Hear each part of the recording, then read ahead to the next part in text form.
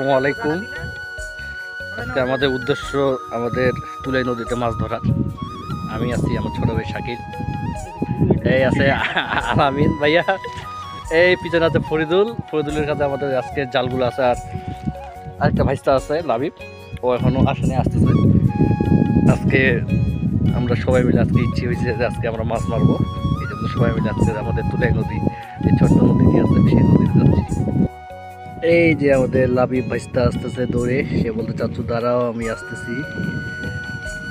আজকে সবাই অনেক মজা করব।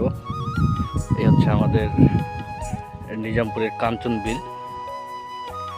এদিকে সব চিনিগুড়া ধান, যেটাকে আমরা কাঠারি বলি।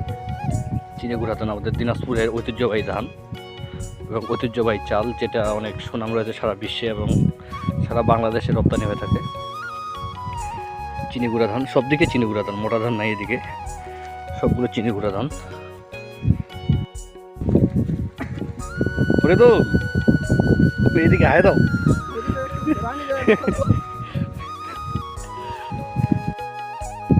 অবশেষে নদীতে চলে আসছি, সামনে ভাইস্তা লাবিব। এটা হচ্ছে আমাদের নিজামপুরের বুকের ছোট্ট নদী, তুলাই নদী। তুলাই তুলাই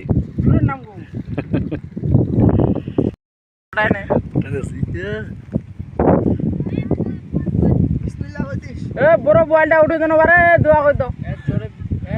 বড় বয়েলটা বড়রা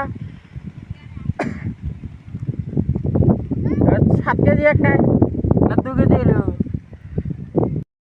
আমাদের ফরিদুল, দেখা যাক কি কি মাছ উঠেছে আমাদের আজকে।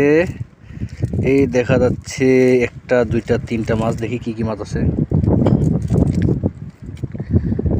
দেখি চোপড়া কই, জুয়ারি মাছ না আছে বলে পালা গেছে রে। আচ্ছা হোক না, সাহিত্য হয়েছে, সমস্যা নেই।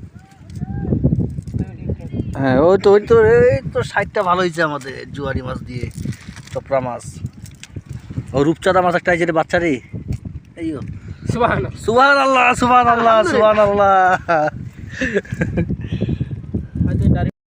নতুন জাল শাকিল, নতুন জাল রে।